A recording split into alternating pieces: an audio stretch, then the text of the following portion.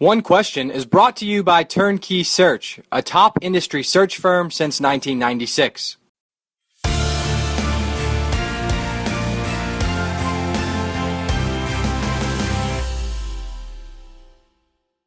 Our guest today on One Question is Appalachian State Athletic Director Doug Gillin, and as you may know, you've probably heard, there's a little bit of a football game in Boone, North Carolina, tomorrow noon as the Miami Hurricanes head up into the mountains of North Carolina to face App State in Kidd Brewer Stadium. And Doug, so we want to knock out a couple of questions on this One Question conversation, starting with, I'm curious how much more hands-on you've been with this game and in the lead up to this game, and in maybe what particular areas then you have in your first year and a half leading the Mountaineers athletic department.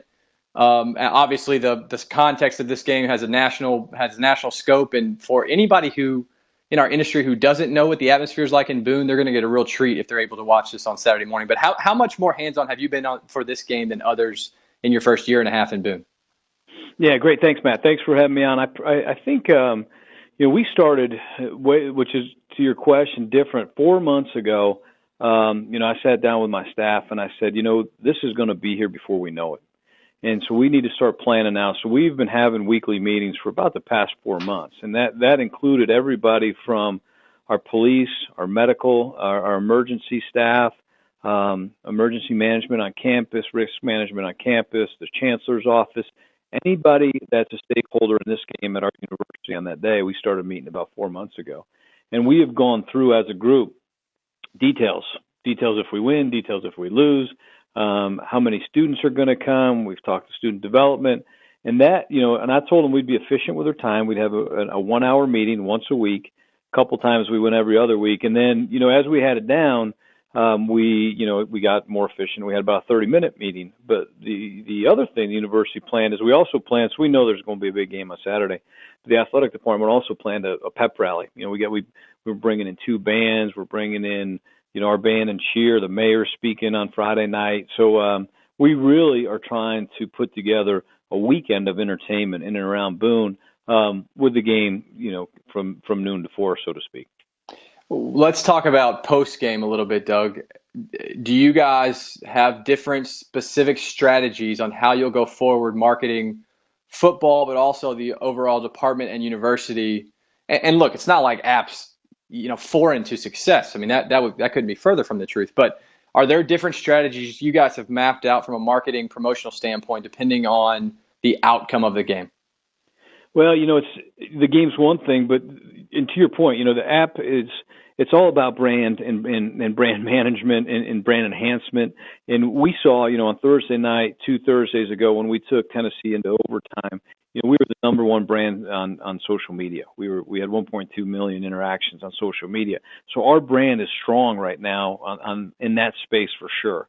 And so we've capitalized on that over the last couple of weeks, kind of moving into this game. So we feel like our brand's still top of mind. This is a big, big game, but to have 2 of them in 3 weeks, we've continued to refresh it. We're actually we're rolling out a licensing deal with Eric Church. That's actually gets rolled out tomorrow. So it's not just this one game, win or lose. It's how do we continue to manage the brand for the rest of this year, starting with that Tennessee game. But to answer your question, yes, we got a plan if we win. We got a plan if we don't win. To continue, and part of that is, okay, where does this Eric Church rollout start today? He's going to be here in the stadium, and so there's a lot of different tentacles to how we're continuing to manage our brand and enhance the brand. On a personal level, will you watch the game, engage with your donors pregame or during the game any differently come Saturday than you would any other kickoff? Well, no, I don't think so. I think it'll be a lot more of it. I mean, I'll start earlier. I always start about 2.5 hours before the kickoff, going out in the parking lot. So I start at the farthest lot, work my way, walking into the stadium. And so I think that'll just take me a little longer this game because we'll have a lot more people out there. But, I always just walk around the tailgates. I got to be back here because we have a lot of different important guests coming to this game in particular. So I have to probably be back at the stadium a little bit quicker. But, I always work the lots, always do the radio show, always go to our donor hospitality event. And some of that won't change. I just think it's going to be a little bit earlier, and then I'll have to get back to the stadium a little bit quicker because we have a lot of guests coming over the country for this game that are really important to our program. And are you usually in a suite watching on the field? What's your viewership style? Well, Matt, what I like is I like to just be on the field by myself. And that's good and bad sometimes because you can I get a little bit excited too when we're doing well. But typically I just kind of like to be by myself. And usually I'll try to find a corner of the field where I can just kind of be there and watch the game. And then as soon as halftime hits, I'll run up and make sure I say hi to everybody in our suites and our club during halftime, probably into the middle to the end of the third quarter, and then I'll go back down to the field for the end to make sure that I see our coach and our players as soon as the game's over. I've heard a number of you guys and gals, athletic directors and key development folks talk about how timing of asking for a gift of a sizable nature, depending on the donor, is kind of the crux to a successful ask. Is there a cohort of your donors that if you guys win, you will ask for a sizable gift sooner or almost immediately, not necessarily the same day, of course, but it quickens the timeline of asking for those gifts if you win? Well, yeah, that's a great question. We treat it, I came from a sales background, so we always, talk about our pipeline, where we're at in the stages of our pipeline. I don't think we'll try to hurry anything up, but, we have some really, had some really good conversations, and certainly when the excitement's high, it's always a good time to have those conversations and make an ask. But we're doing that all year long. We're having conversations. We have those conversations at different levels, along the path to the ask and to the gift. So I think, some of it is like all those ones that we have out there that are kind of in the closing stage. Certainly you go and just close those up as quick as you can. But I think even as more important now with success is you get more in the pipeline. You get more in your funnel. And with more people being engaged. And certainly this particular game, we're engaging a lot of different people that haven't necessarily been up here every Saturday.